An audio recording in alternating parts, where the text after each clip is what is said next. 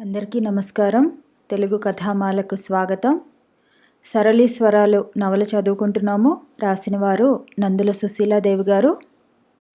ఆకాశం మేఘావృతమై ఉంది. వరండాలో పడక కుర్చీలో కూర్చొని మాధురి తదేకంగా పరుగులు పెడుతున్న మేఘమాలికల వైపు చూస్తోంది. వేణు కిటికీని ఆనుకొని నుంచున్నాడు. చాలాసేపు అయిన తర్వాత వేణు అన్నాడు, కాదనుకు మాధురి, మనం కొన్నాళ్ళు దేశం తిరిగి వద్దాం. నువ్వు ఎప్పటికైనా తిరిగి మామూలు మనిషివి అవుతావు. మాధురి విరక్తిగా నవ్వింది. అంతలోనే ఆమె రెండు కళ్ళు కన్నీటితో నిండిపోయాయి. మీ రుణం ఎప్పటికీ తీర్చుకోలేను. ఇంతటి సంస్కార హృదయం ఉన్న మిమ్మల్ని పొందలేని దురదృష్టం నాది. ఇంకా నా పట్ల ఆదరణ చూపి నన్నింకా రుణగ్రస్తురాల్ని చేయకండి. నా వంటి స్త్రీని భార్యగా పొంది మీరు పడుతున్న బాధ. మాధురి, ఆమె వాక్ప్రవాహానికి అడ్డుకట్ట వేస్తూ అన్నాడు వేణు. ఏనాడో నీకు చెప్పాను మాధురి, నేను నీకు స్నేహితుడిగానే మసులుకోగలనని. నువ్వు ఈ ఆలోచనలన్నింటినీ మాని ఆరోగ్యవంతురాలివి కావాలి. ఆహారం పూర్తిగా విసర్జించేశావు. దుఃఖంతో కుంగిపోతూ నిద్రాహారాలు మాని శరీరాన్ని ఈ స్థితికి తీసుకుని వచ్చావు. కనీసం నా కోసమైనా నువ్వు జీవించాలి మాధురి. మాధురి వెక్కి వెక్కి ఏడ్చింది. వేణు ఆమె దగ్గరలో వచ్చి కూర్చుని లాలనగా అన్నాడు, జీవితం మనకి లభించిన అద్భుతమైన అవకాశం. వీలైనంత వరకు మనం సుఖపడి ఎదుటి వాళ్లకు ఆనందం ఇవ్వాలి. దుఃఖపు తెర వచ్చి తాత్కాలికంగా మనసు బరువెక్కినా మన మనోబలంతో తిరిగి హృదయాన్ని ప్రభావితం చేసుకోవాలి. నీకెంతో జీవితం ముందుంది మాధురి. నీకింత నిరాశ తగదు. నీలోని ఈ నిరాశావాదమే నీ జీవితాన్ని ఇన్ని సుడిగుండాలకు గురిచేసింది. ఇప్పటికైనా ఆశావాదివి కావాలి మాధురి. జరిగిపోయిన వాటి గురించి ఇట్లా కృశించిపోయి శరీరాన్ని శల్యావష్టం చేసుకుంటే ఏం ప్రయోజనం ఉంది? ఈ నీ వ్యధలతో ఇట్లా ఎన్నాళ్ళు జీవించగలవు మాధురి? ఇంకా బ్రతకటం నా తరం కాదు. ఈ జీవితం ముగిసిపోయే అంతిమ క్షణం కోసమే నేను ఎదురు చూస్తున్నాను. శోకతప్త అయిన ఆ యువతిని చూస్తూ నిట్టూర్చాడు వేణుగోపాల్. ఆమెకు నిండు ధైర్యాన్ని ఇచ్చి జీవితంలో మమతని పెంపొందించి మామూలు వ్యక్తిని చేయాలని అతని ఊహ. భవిష్యత్తుపై ఆశను పెంపొందింపజేసి ఆమెలోని జీవనవాంఛను ప్రజ్వరిల్లజేయాలని అతని ఆరాటం. గతంలోని పరాజయాలతో అణువణువు శోకంతో వేగిపోతూ బ్రతుకు మీద ఆశను విడనాడి అనుక్షణం మృత్యువుని ఆకాంక్షించే ఆమె తపన. జీవితంలో పరాజిత అయిన ఆ యువతిలోని అంధకారాన్ని గమనిస్తూ నిట్టూర్చాడు వేణుగోపాల్. స్టాఫ్ రూంలోకి వచ్చి చేతులు కడుక్కుంటూ అంది శారద తన సహాధ్యాపకురాలితో. మిస్ చరిత, రేవతీరావు ఈరోజు రాలేదా? లేదు మిస్ శారద. తన టేబుల్ దగ్గరికి వెళ్ళి కూర్చుంది. నవ్వులతో పరిహాసాలతో గది అంతా మారుమోగిపోతుంది. తను అసలే నలుపు, దానికి తోడు పసుపు డెకరాన్ కట్టింది. పెద్ద పులిలా ఉంది. ఆ కంఠస్వరాన్ని అధిగమిస్తూ మరో సన్నని గొంతు. ఈరోజు వాసవికి లిఫ్ట్ ఇచ్చాడు ఓ అబ్బాయి. పర్వాలేదే, వాసవి కూడా. చచా, అతను వాళ్ళ పెదనాన్నగారు అబ్బాయి. సారీ, నవనాగరికంగా పలికింది ఆ కంఠం. అందరి సంభాషణలకు పరిహాసాలకు కాస్త దూరంగా కూర్చుంది శారద. శారదకు మనుషులను పరిశీలించటం ఒక అలవాటుగా పరిణమించింది. ఇద్దరు కలిస్తే మూడో వాళ్ళను విమర్శించటం లేదా మరే పని లేనట్లు ఏ వైస్ ప్రిన్సిపల్నో డిపార్ట్మెంట్ హెడ్నో తూలనాడుకోవటం. శారద అశాంతిగా లేచింది. ఉన్నత విద్యను అభ్యసించిన యువతులు అందరూ వైజ్ఞానికంగా వారి శక్తి సామర్థ్యాలు అనుపమానాలు. కానీ మనసులలోని సంకుచితత్వం విద్యా సముపార్జనతో వాడి వత్తలైపోలేదే. అసలు సంస్కారం జన్మగతమా ఆత్మగతమా? పల్లెటూరులో పుట్టి పెరిగింది శారద. అక్షరశూన్యులలోనూ కొందరిలో సంకుచితత్వం ఉంది. అత్యున్నత విద్యాధికుల్లోనూ కొందరిలో సంకుచిత భావాల వేరులు పాతుకొనిపోయాయి.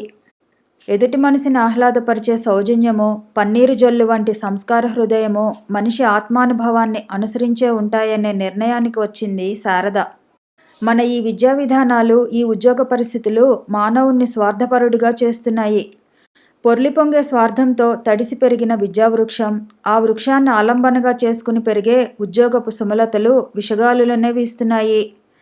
మనిషిలో కొంత స్వార్థం ఉండి తీరాలి. కానీ వాటికి సరిహద్దులెక్కడా? నిస్వార్థంగా యోగిని జీవితం అందరూ గడపలేరు. కానీ ఆ అహమికకు కూడా కొన్ని చెలేకట్టలు ఉన్నాయి. వాటిని అధిగమించినప్పుడు జరిగే కల్లోలంలో సంఘ జీవితం క్షోభమయం అయిపోతుంది. ఉన్నతిని పొందాలని ఆకాంక్షించే యువకులలో కట్టుతెగిన స్వార్థం, కింది ఉద్యోగస్తులను తమ అంతస్తు చేరని అధికారుల అహంకారం, ఈ విషవలయాలలో మంచితనానికి, పరోపకార చింతనకు కాలు నిల్చే స్థలం కూడా నేటి సాంఘిక జీవితంలో లభ్యం కావటం లేదు. మనస్విని అయిన శారద ఆలోచనలు తెగిపోయాయి. గంట మోగింది. పుస్తకాలు తీసుకుని క్లాసుకు బయలుదేరింది. శారదమ్మ, మీకోసం ఎవరో వచ్చారు. వర్కింగ్ ఉమెన్స్ హాస్టల్ నౌకర్ మాట విని బద్ధకంగా మంచం మీద పడుకున్నదల్లా లేచి కూర్చుంది. వరండాలో రాఘవరెడ్డిని చూస్తేనే మొహం చిట్లించింది. సారీ శారద, నిద్రాభంగం చేశాననుకుంటాను. అవును, హాయిగా నిద్రపోతున్న దాన్ని ఇట్లా రావాల్సి వచ్చింది. శారద మాటల్లో ఏం హాస్యం తోచిందో గాని రెడ్డి విరగబడి నవ్వాడు. ఇంత నిర్మోహమాటంగా మాట్లాడతారు కనుక మీరంటే నాకెంతో గౌరవం. శారద దిక్కులు చూడటం మొదలుపెట్టింది. ఈ రాఘవరెడ్డి ఎప్పుడో BAలో తన క్లాస్మేటు హైదరాబాద్ రోడ్ల మీద మళ్ళీ 6 ఏళ్లకు తారసిల్లాడు. అసలు అతనిని గుర్తించడానికే తనకు చాలా కాలం కావలసి వచ్చింది. కాలేజీలో తలెత్తి ఆడపిల్లను చూడటానికి భయపడే రెడ్డి ఒంటరిగా ఉద్యోగం చేస్తున్న శారద దగ్గర అంతులేని ధైర్య సాహసాలు ప్రదర్శిస్తున్నాడు. 4 నెలలుగా నాకు ఈ పీడ ఏమిటో లోలోపల అనుకుంది. సహాధ్యాయిగా గౌరవించి మాట్లాడితే లోకో తీసుకుంటాడని భయం. మరీ తీసిపారేసి మాట్లాడడం తనకి చేత కాదు. ఆదివారం ఖాళీగా ఉంటే బోరు కొట్టదు. అట్లా ఏ పబ్లిక్ గార్డెన్స్కో వెడదాం, సరదాగా రండి. అరికాలి మంట నెత్తికెక్కింది శారదకు. ఒంటరి ఆడపిల్లలతో షికార్లు తిరగాలని వీళ్ళకెంత సరదా. రెడ్డి వివాహితుడు, 2 బిడ్డల తండ్రి. భార్యను పరాయి పురుషులకు పరిచయం చేయటం కూడా ఇష్టముండదు అతనికి. ఆ విషయం శారదకు తెలుసు. అతని పట్ల ఉన్న జుగుస్సను లోలోపల అణిచివేసుకుంటూ అంది. రెడ్డి, మీతో షైర్లు కొట్టాలని నాకేమీ సరదాగా లేదు. ఛా, ఎందుకంత తీవ్రంగా అనుకుంటారు శారదా? చదువుకున్నవారు, సంస్కారవతులు. సంస్కారం అంటే పరాయి పురుషుడితో షికారు వెళ్ళటమా? అబ్బబ్బా శారదా, మీరన్నీ విపరీతార్థాలు తీస్తారు. స్నేహితులతో కాస్త కులాసాగా గడపటం నేరమా? తనలోని మానసిక వైకల్యాలకు స్నేహపు ముసుగు వేస్తున్న ఆ యువకుణ్ణి చూస్తూ నిట్టూర్చింది. ఎంత చదివినా మా కుటుంబాలు చాలా ఛాందసాలతో నిండి ఉన్నాయి. మా సంస్కారంలో మీతో బయటికి రావటం నేరమే. ఊరుకోండి శారదా, ఈ ఊళ్ళో మీరెక్కడికి వెళ్ళినా ఎక్కడో అమలాపురంలో ఉన్న మీ వాళ్ళకి తెలుస్తుందా? వాళ్ళకి తెలియకపోవచ్చు కానీ నా అంతర్యానికి నా తప్పొప్పులు తెలుస్తాయిగా. రెడ్డి మొహం కోపంతో ఎర్రబడింది. కాస్త షికారుగా వెడదామంటేనే ఇంత నీచంగా ఆలోచిస్తున్నారు. ఎందుకు మళ్ళీ పెద్ద చదువు చదివారు? వస్తాను, గుడ్ బై. మీ రోమియో అంత కోపంగా పోతున్నాడేం? తోటి ఉద్యోగిని వనజ నవ్వుతూ అడిగింది. మన బ్రతుక్కి రోమియోలు, రొమాన్స్లు తక్కువయ్యాయి. అందరూ ఒంటరి ఆడపిల్లను ఉద్ధరించేవారే. చిరాగ్గా ఉన్న శారద మొహం చూస్తూ అంది వనజ. పాపం, అతనికి నిజంగా నీ పట్ల స్నేహభావం ఉందేమో శారదా. చూడు వనజ, ఎవరు హితులో ఎవరు శత్రువులో కనిపెట్టలేనంత పసిపిల్లను కానుగా. ఎవరిని ఎంత దూరంలో ఉంచాలో వాళ్ళని అక్కడ ఉంచకపోతే ఉద్యోగాలు చేసుకునే మన వంటి వాళ్ళం అధోగతి పాలవుతాము. ఇందాకటి అతన్ని చూడు. వాళ్ళింట్లో అతని బేబీ పుట్టినరోజుకు వెళ్ళానా, ఇంకా ఎంతోమంది అతని ఆఫీసులో పనిచేసే వాళ్ళు వచ్చారు. తీరిగ్గా నన్ను అందరికీ పరిచయం చేశాడు. అతని భార్య మాత్రం పూర్తిగా వంటింట్లోనే ఉండిపోయింది. పరాయి ఆడదానితో గంటల కొలది మాట్లాడాలని ఉత్సాహం చూపే ఇతను భార్యను ఇతరులకు కనీసం పరిచయమైనా చేయలేదు. అసలు ఈ రోజుల్లో బ్రహ్మచారుల కంటే ఈ గృహస్థులకే వికారాలు హెచ్చుగా ఉన్నాయి. భార్య విధేయంగా ఇంట్లో ఉండాలి. షికార్లకి, సరదాలకు ఆఫీసులో అమ్మాయిలు కనపడతారు. అక్కడికి వాళ్ళేదో పబ్లిక్ ప్రాపర్టీ లాగా. నువ్వనేది నిజమే శారదా. మా ఆఫీసుల్లోనూ అంతే. మా టేబుల్స్ వద్దకు వచ్చిన పురుష పుంగవుడికి ఒక పట్టాన చలనం రాదు. ఎక్కడ లేని హాస్యం మాటల్లో దొర్లిపోతుంటుంది. అసలు కొంతమంది అమ్మాయిలు కూడా ఒక రకమైన చనువు ఇస్తారు. అందుకనే వాళ్ళు అందరినీ ఒకే కోవలో కట్టేస్తుంటారు. ఇంటికి వెడితే పెళ్లి గొడవ, అక్కడ కట్నాలు బేరాలు చేసే పెళ్లి కొడుకులు. ఇక్కడ ఈ కీచకుల అవస్థ. అసలు స్త్రీకి ఎక్కడా సుఖం అనేది లేదేమో. శారద మాటలకు నవ్వింది వనజ. 3-4 ఊళ్ళ ముద్రలతో నిండిన ఆ కవరు విప్పుతూ వేణుగోపాల్ వేళ్ళు కొద్దిగా వణికాయి. వేణుగారికి, నేను పద్మజను వ్రాస్తున్నాను. ప్రస్తుతం నేను చిత్తూరులో స్నేహితురాలి ఇంట ఉన్నాను. నా ఆరోగ్యం బాగాలేదు. రాధను మీరు వచ్చి తీసుకుని వెళ్ళండి. వారు మీ స్నేహితులు ఇక లేరు. వారి తల్లిదండ్రులు రాధకు నాకు రక్షణ ఇవ్వగలరు. కానీ మా వారి ఆరోగ్యం కాపాడలేని వారి ధనంతో బ్రతికే అర్హత వారి బిడ్డకు కూడా లేదు. రాధను మీ చేతులకే అప్పగిస్తున్నాను. ఈ భారం మీరు వహిస్తారు. నిస్సంకోచంగా, నిగర్వంగా నా రాధ జీవితాన్ని చక్కదిద్దగలరు. మీరే అందుకు తగినవారు. నాకింకా చాలా ఆయుర్దాయం ఉంది. కానీ ఓపిక ఉండగానే అన్నీ చక్కబెట్టుకోవాలి. మీ రాక కోసం ఎదురు చూస్తున్నాను. పద్మజ. మొదలు విరిగిన మానులా కూలబడ్డాడు వేణుగోపాల్. ఇంకా తనకి పరీక్షలు ఎన్నాళ్ళు? ప్రాణమిత్రుని మరణం, ప్రేమైన ఆప్తురాలి వైధవ్యం, ఇంకా తన జీవితంలో ఎన్ని సుడిగుండాలు? కళ్ళ వెంబడి పెద్ద పెద్ద బిందువులు రాలిపడ్డాయి. లేచి సూట్ కేసు సర్దుకున్నాడు. ఊళ్ళో లేకపోవటం మూలంగా ఉత్తరం తనకెంతో ఆలస్యంగా అందింది. వాచి చూసుకున్నాడు. మెయిల్కి ఇంకా టైం ఉంది. ఇక ఆలస్యం చేయలేడు. రకరకాల చిరాకులతో అలసిన వేణు మనసు ఇంకా ఆలోచించే ఓపిక లేక మొద్దుబారింది. యాంత్రికంగా ప్రయాణం ముగించి చేతిలో అడ్రస్ చూసుకుని ముందుకు అడుగు వేశాడు. సన్నని ఆ వీధిలో అతి కష్టం మీద ఒక పెంకుటిల్లుని కనుక్కోగలిగాడు. గుమ్మంలోనే పద్మజను చూశాడు. రండి వేణు. రాధ ఒక మూలగా దిగులుగా కూర్చుని ఉంది. పద్మజ మంచినీళ్ళు అందిస్తూ అంది. అంతా బాగున్నారా? వేణు నవ్వాడు పేలవంగా. 4-5 నెలలుగా నేను ఊళ్ళో లేను పద్మ, అందుకనే మీ ఉత్తరం ఆలస్యంగా అందింది. మళ్ళీ అతనే అన్నాడు వ్యధతో. పద్మ, ఈ దావానలాన్ని ఎట్లా భరిస్తున్నారు? కళ్ళకి అడ్డంగా రుమాలుని నొక్కుకున్నాడు. అతన్ని ఓదార్చలేదు పద్మజ. క్షణం తర్వాత అంది నిర్వికారంగా. వేణు, మీరొక్కరే నాకు ఆత్మీయులు. వారు ఆఖరి క్షణంలో కూడా మిమ్మల్ని తలిచేరు. చూడండి, వారితోనే నాకు ఈ లోకంలో ఉన్న అన్ని పనులు ముగిసిపోయాయి. ఈరోజు నాకున్న బంధమల్లా నా ఈ చిన్నారి రాధ. నాకు జీవితం మీద ఆసక్తి లేదు. అయినా ఆత్మహత్య చేసుకునే అధికారం నాకు లేదు. మరణశయ్య మీద వారికి ఏ పరిస్థితుల్లోనూ ఎటువంటి అఘాయిత్యము చేయనని మాట ఇచ్చాను. వారి ఆజ్ఞను శిరసావహిస్తాను. కనుక జీవించినంతకాలం జీవిస్తాను. నాకు ఏ అనాథాశ్రమంలోనూ సేవికగా చేరాలని ఉంది. నా బిడ్డకు తండ్రి లేరు. తల్లి కంటే మిన్నగా దానిని మీరు చూడగలరు. రాధను చూస్తూ వారి స్మృతులు నన్ను కాల్చివేస్తుంటే నేను భరించలేను. అందుకే నా ఏకైక సంతానాన్నే వదులుకుంటున్నాను. ఆత్మహత్య ఏ పరిస్థితుల్లోనూ చేసుకోను. జీవించాలి కనుక ప్రశాంతంగా బ్రతకాలని ఉంది. నేను భర్త కూతురు ఎవరూ లేని ఏకాకిని అనుకొని ఆశ్రమంలో చేరి వారి సేవలు చేస్తూ కాలాన్ని గడిపివేస్తాను. మీరెన్నో సమయాలలో మీ సహాయం మాకు అందించాలని ప్రయత్నించారు. మీ చేయూత తీసుకునే తరుణం ఇప్పుడు వచ్చింది. రాధని మీకు అప్పగిస్తున్నాను. నా ఆరోగ్యం కూడా బాగుండటం లేదు. నా ఈ శేష జీవితం ఆశ్రమానికే అర్పిస్తాను. రాధను మన ముగ్గురి మైత్రికి చిహ్నంగా మీకు వదులుతున్నాను. చెంపల వెంట కారిన కన్నీటిని మాసిన పమిటతో ఒత్తుకుంది పద్మజ. రుద్ధకంఠంతో అంది పద్మజ. ఇదివరకు నాలో ఎటువంటి సమస్యనైనా పరిష్కరించుకోగలిగే ధైర్యం ఉండేది. కానీ ప్రస్తుతం నేను అశక్తురాలిని. వారిచ్చే మనోధైర్యం లేనినాడు పద్మజలోని అన్ని శక్తులు ఇంకిపోయాయి. పద్మ, కంపిస్తున్న కంఠంతో అన్నాడు వేణుగోపాల్. రాధను నాకు అప్పగిస్తున్నందుకు నాకెంతో సంతోషంగా ఉంది పద్మ. ఆశయం లేకుండా బ్రతుకు నడుపుతున్న నాకు రాధ పెంపకం ఎంతో ఆనందదాయకం. మీరు మాత్రం నాతో వచ్చే రాధా? మీరొక్కరూ వేరే ఎందుకు? మన ఇంటికి వెళ్ళిపోదాం రండి. చిక్కిపోయిన పద్మజ మొహంలోకి కాస్త నవ్వు వచ్చింది.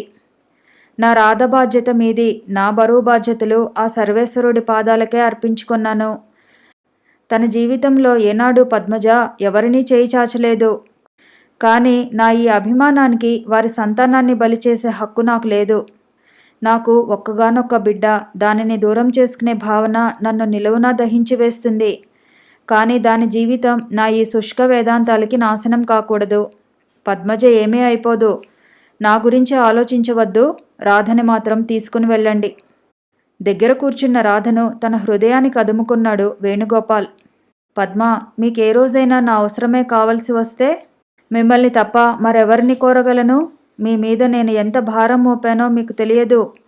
ఈ 6 ఏళ్ల పసిదాన్ని పరిపూర్ణ యువతిగా తీర్చిదిద్దే గురుతర బాధ్యత మీది. ఇంకా మీ సహాయం నాకేం కావాలి? ఒక విధంగా బరువుల నుండి నేను తెరిపి చేసుకుంటూ స్వార్థపరురాలినే అవుతున్నానేమో. నా అనంతరమైన రాధకు మీరే సంరక్షకులవుతారు. కానీ కాస్త ముందుగానే మీకు ఈ బాధ్యతను అప్పగిస్తున్నాను. పద్మ, ఒంటరిగా ఒక్కరూ? లేదు వేణు, ఆశ్రమంలో వాళ్ళందరూ నా వాళ్లే. నా ఆయుష్యే అక్షయమైతే రాధను యువతిగా మారే వేళల్లో మీ వద్దకు వచ్చి చూస్తాను. ఇన్నాళ్లకు మీరు నన్ను ఆప్తుడిగా భావించి ఈ పాపను నాకు అప్పగిస్తున్నారంటే నాకెంతో గర్వంగా ఉంది. రాధను నా హృదయంలో దాచుకుని పెంచి పెద్దదాన్ని చేస్తాను. ఈ పసిదాని బ్రతుకు ప్రకాశవంతం చేయటానికి నా శక్తివంచన లేకుండా కృషి చేస్తాను. పద్మ నిరామయంగా అంది. మీరు మాట నిలబెట్టుకుంటారు. అదే ధైర్యంతో పాపను మీ సొంతం చేస్తున్నాను. మీకు ఇంకో గంటలో ట్రైన్ ఉంది, బయలుదేరండి. సాయంత్రం బండికి నేను ప్రయాణమవుతాను. చిన్న పెట్టెలో రాధ బట్టలన్నీ సర్దింది. అమ్మా అంది రాధ. నిలువునా కదిలిపోయింది పద్మజ క్షీణస్వరంతో. ఏమిటమ్మా అంది. మామయ్యతో రాజమండ్రి వెడదామా అమ్మా? నేను రాను తల్లి. నువ్వు మామయ్యతో వెళ్ళి బుద్ధిగా చదువుకో. బంగారు తల్లిలా అన్నీ మంచి మార్కులే తెచ్చుకోవాలి. రాధ ముందు కాస్త అల్లరి చేసింది. కానీ 2 నెలలుగా శ్మశాన శాంతి వంటి నిశ్శబ్దం నుండి ఉన్న ఇల్లు వదిలి వెడుతున్నందుకు సంతోషిస్తూ వేణుగోపాల్ వెంట వెళ్ళడానికి అంగీకరించింది. ట్రైన్ కదిలే ముందు రాధను 2 చేతుల హృదయానికి అదిమేసుకుంది. వేణుగోపాల్ మొహం తిప్పేసుకున్నాడు. అమ్మా నువ్వు త్వరగా వచ్చేస్తావు కదూ? పద్మజ చెప్పిన సమాధానం రైలు కూతలో వినిపించనే లేదు రాధకు. అయినా సంతోషిస్తూ అట్లాగే వచ్చేయి అంది. తన సర్వసంపదను, లోకంలో మిగిలి ఉన్న ఏకైక ఆకర్షణను తీసుకుని పోతున్న రైలు వంక నిస్సహాయంగా చూసింది పద్మజ. గుండెల్లో సన్నటి నొప్పి, రాధను వెనక్కి తెచ్చేసుకోవాలని ఆరాటం. పద్మజ నిలువునా వణికింది. తన ఆరోగ్య క్షీణత తనకే తెలుస్తుంది. రాధను కాస్త ముందుగానే వేణుకు అప్పగించడం తప్ప గత్యంతరం లేదు. బరువెక్కిన పాదాలతో సర్వస్వం కోల్పోయిన ఆంతర్యంతో నెమ్మదిగా అడుగులు ముందుకు వేసింది సర్వసంగ పరిత్యాగిని పద్మజ. కుర్చీలో వెనకకు వాలి నిట్టూర్చింది శారద. ఒళ్ళో ఉన్న ట్రాన్సిస్టర్లో నుంచి ఏదో చక్కటి వాద్యం వీణులకు ఇంపుగా వినబడుతుంది. పచ్చటి లాన్లో పేము కుర్చీలో కూర్చుని నీలాకాశాన్ని గమనిస్తూ ఉంటే మానవ జీవిత అల్పత్వం స్పష్టంగా కనిపిస్తుంది. ఏమిటండి శారద అంత పరిజ్ఞానం? సిగరెట్ పొగ వలయాలలోకి చూస్తూ అడిగాడు జోసెఫ్. నవ్వింది శారద. జోసెఫ్ కళ్ళల్లో ఆనందం చిందులాడింది. మరుక్షణంలో శారద కళ్ళు దించుకుంది. పనికురాడితో టీ ట్రే పట్టించుకుని వచ్చి కుర్చీలో కూలపడింది మార్గరెట్.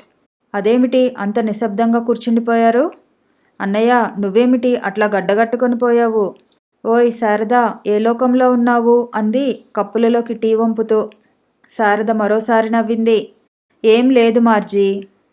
అట్లా ఆకాశం, ఆ మబ్బులు అన్నీ చూస్తుంటే విశ్వం యొక్క అనంతమైన పరిణామం గుర్తుకు వచ్చి ఆ బ్రహ్మాండంలో నలుసు వంటి మన గోళం, అందులో ఒక్కొక్క వ్యక్తిగత జీవితం మననం చేసుకుంటూ ఉంటే మన బ్రతుకులు ఎంత అల్పాలో అనిపిస్తున్నాయి. ఇందులో మళ్ళా స్వార్థం, ద్వేషం, ప్రేమ, త్యాగం ఈ లక్షణాలతో తలమునకలవుతూ మన ఈ కాస్త జీవితాన్ని ఎంతో గందరగోళం చేసుకుంటూ ఉంటాము. గట్టిగా చప్పట్లు చరిచింది మార్గరెట్ పగలబడి నవ్వుతూ. వాహ్వా, ఈరోజు శారదాదేవి గారు వేదాంత ధోరణిలో పడ్డారే. సాధారణంగా అన్నయ్య సమక్షంలో ఆడవాళ్ళు అతని సంభాషణ ఒళ్ళంతా చెవులు చేసుకుని వింటుంటారు. ఈసారి మా సహోదరుడు కూడా నీతో పాటు మీనమేషాలు లెక్క పెట్టేలా చేశావు. భేష్. శారద అతని వైపు చూసింది. 6 అడుగుల బలిష్టమైన విగ్రహం, చామనఛాయగా ఉన్న ఆకర్షవంతమైన మొహం, ఎల్లవేళలా ఆఫీసరునని మర్చిపోకుండా కాపాడుకునే హుందాతనం. అందమైన బ్రహ్మచారి అనుకుంది శారద. మనం ఇంక బయలుదేరదామా? వాచి చూసుకుంటూ అన్నాడు జోసెఫ్. సినిమా నుంచి కారుని తిన్నగా శారద హాస్టల్కి పోనిచ్చాడు జోసెఫ్. మార్జీ తిరిగి రేపు కాలేజీలో కలుసుకుందాం. Thank you mister Joseph, good night. ఇద్దరికీ వీడ్కోలిచ్చి తన గదిలోకి ప్రవేశించుతుండగానే శారదకు వనజ ఎదురైంది. శారద నీకు టెలిగ్రామ్ వచ్చింది. శారద ఆతృతను చూసి అంది వనజ. నేను చింపి చూశాను. మీ అక్క కూతురి పెళ్లి కుదిరిందట. నిన్ను వీలైనంత త్వరలో రమ్మనమని మీ బావగారు టెలిగ్రామ్ ఇచ్చారు. అరే రమణకి అప్పుడే పెళ్ళా? 3 ఏళ్లుగా శారద స్వస్థానానికి వెళ్ళటమే లేదు. సెలవులు ఇస్తే ఏ టూర్కో వెళ్ళటం, పార్ట్ టైంలో రీసెర్చి, వీటితో ఆమెకు తీరిక లేకుండా పోయింది. అయితే ఎప్పుడు ప్రయాణం శారదా? ఇంకా ఎప్పుడేమిటి, రేపే. శారద పరధ్యానంగా అంది. రమణ తను ఎంఏలో ఉండగా 12 ఏళ్ల పిల్ల, ఇప్పుడు 16వ ఏడు వచ్చి ఉంటుంది. ఆనందరావు బావ అప్పుడే పిల్లకు పెళ్లి చేస్తున్నాడేం? తన విషయంలో ఎన్నో మార్లు తన పక్షాన వాదించేవాడు. ఇంత చిన్నపిల్లకు పెళ్ళేమిటి? ఆ రాత్రి నిద్రలేదు శారదకు. తను స్కూల్కి వెళ్లే రోజుల్లో పుట్టింది రమణ. అప్పుడే సిగ్గుల పెళ్లి కూతురైంది. తనకి 26 ఏళ్లున్నా ఇంకా పెళ్లి కొడుకునే నిర్ణయించుకోలేకపోతుంది. సూట్ కేసులో పట్టుచీరలు సర్దుతూ నవ్వుకుంది శారద. అబ్బా, ఏమిటోయ్ శారదా ఆ ముసిముసి నవ్వులు? అక్క కూతురి పెళ్ళంటే మధ్య నువ్వు సిగ్గుపడిపోతున్నావే? ఆ పెళ్లితో పాటు నీకు ఓ వరుణ్ణి చూస్తారని కాబోలు. పక్క మీద వాలిన శారదను ఆలోచనలు వలయాలుగా చుట్టివేశాయి. హఠాత్తుగా జోసెఫ్ గుర్తుకు వచ్చాడు. అతని మనోగతం తనకి తెలుసును. కానీ తను అతని పట్ల ఆకర్షితురాలు కాలేదు. అతను మతాంతరుడన్న తన అభ్యంతరం. కాదు కాదు. అతని పట్ల తనకేమీ ఉత్సాహం కలగలేదు. మంచి ఆఫీసరు, అందగాడు. విచిత్రంగా అతను శాకాహారి. తనకు కావలసిన వ్యక్తి ఇతను కాడు అనిపిస్తోంది. తనకి ఇంక ఈ జీవితంలో తన ప్రియబాంధవుడి దర్శనం కాదేమో. శారద అశాంతిగా లేచింది. వనజ నిద్రలో నవ్వుకుంటుంది. అమెరికాలో ఉన్న భర్త గుర్తుకు వచ్చాడు కాబోలు. శేఖర్, జోసెఫ్, కాలేజీలో తనతో చదువుకున్న 2-3 యువకులు, అందరినీ కాదని తను ఏ స్వప్నమిత్రుడి కోసం నిరీక్షిస్తోంది. వేకో తొలిఘడియలో బరువెక్కిన కనురెప్పలు మూసుకున్నాయి అలసటగా. కాలేజీలోకి అడుగు పెడుతూనే మార్గరెట్ అడిగింది, ఏం శారదా, రాత్రంతా కలల బరువుతో కలుత నిద్రా? ఎవరోయ్ ఆ అదృష్టవంతుడు? శారద నవ్వుకుంది. మార్గరెట్ తనలో అనుకుంది. శారద తన సోదరుడి గురించి ఆలోచిస్తూ రాత్రంతా గడిపిందని. మార్జీ, ఈరోజు నేను మా ఊరికి వెడుతున్నాను. అదేం? టెలిగ్రామ్ చూపించింది శారద. ఐసి, అయితే తిరిగి ఎన్నాళ్ళకు నీ రాక? ఓ వారం రోజుల్లో వస్తాను. ఇప్పుడు ముందుగా ప్రిన్సిపల్ని కలుసుకుని రావాలి. నేను స్టేట్స్కి స్కాలర్షిప్కి పెట్టిన కాగితాలు ఫార్వర్డ్ చేసిందో లేదో కనుక్కొని సెలవు కూడా పెట్టేసి వస్తాను. నీకు ఆ స్కాలర్షిప్ తప్పకుండా వస్తుంది. ఎందుకంటే మీ ప్రొఫెసర్ మాటకి ఆ కమిటీ వాళ్ళు బాగా విలువ ఇస్తారు. ఆయన నీ గురించి మంచి టెస్టిమోనియల్ ఇచ్చారు కదా. పైగా నిన్ను రికమెండ్ కూడా చేస్తామన్నారు. కానీ నువ్వు నిజంగా వెడతావా? వెడితే కనీసం 3 ఏళ్ళైనా ఉండాలి. ఎందుకని వెళ్ళను? ఇంకా పెళ్ళి అది లేకుండా ఇంతేనా? అబ్బబ్బా మార్జీ, నోరు మూసుకో. నీకు ఇదే గోలా? విసురుగా వెళ్ళిపోయింది శారద. నిర్ఘాంతపడింది మార్గరెట్. శారద గురించి అన్నగారు పెంచుకుంటున్న ఆశలు ఆమెకు తెలుసు. కానీ శారద ఊహలు వేరుగా ఉన్నాయి. అయోమయంగా అయింది ఆమె మనసు. మార్గరెట్ ఫోన్ కాల్ రిసీవ్ చేసుకుంటూనే జోసెఫ్ అడిగాడు, మీ ఫ్రెండ్ ఎట్లా ఉన్నారు? అన్నకంఠంలోని ఉత్సాహాన్ని గమనించి నిట్టూర్చింది మార్గరెట్. శారద ఈరోజు ఊరికి వెడుతుంది అన్నయ్య. తనని స్టేషన్లో డ్రాప్ చేయగలవా? ఓ, విత్ ప్లెజర్. అంతకంటేనా? జోసెఫ్ తెచ్చిన యాపిల్స్, ద్రాక్షలు చూస్తూ అంది శారద. నన్ను స్టేషన్కి దించటమే కాకుండా ఇవన్నీ ఏమిటండి? అరే, ఈ కాస్తకే ప్రయాణం బాగా జరగాలని కోరుతున్నాను. క్షేమంగా చేరినట్లు మాకు తెలియపరచండి. ట్రైన్ కదలబోతున్నట్లు అనౌన్సర్ కంఠం వినిపించింది. తొందరగా దిగిపోయింది మార్గరెట్. అన్నయ్య, ట్రైన్ కదులుతుంది, చప్పున దిగు. జోసెఫ్ ఏమీ కంగారు పడలేదు. చెల్లెలి వైపు తిరిగి అన్నాడు, నువ్వు కారు తీసుకుని వెళ్ళిపో. నేను సికింద్రాబాద్ వరకు వెళ్ళి వస్తాను. నాంపల్లి స్టేషన్ నుంచి బయటకు వచ్చిన మార్గరెట్ హృదయమంతా సోదరుడి పట్ల సానుభూతితో నిండిపోయింది. శారద ఎదురుగా కూర్చుని సిగరెట్ వెలిగించుకుంటూ అన్నాడు జోసెఫ్, మీరు త్వరగా రావాలి శారదా. శారద మౌనంగా కూర్చొనిపోయింది. మీరు లేకుండా ఇక్కడ మాకేం బాగుండదు. దూరాన కనబడే హుస్సేన్ సాగర్ నీళ్ళవైపు చూస్తూ ఏం మాట్లాడలేదు శారద.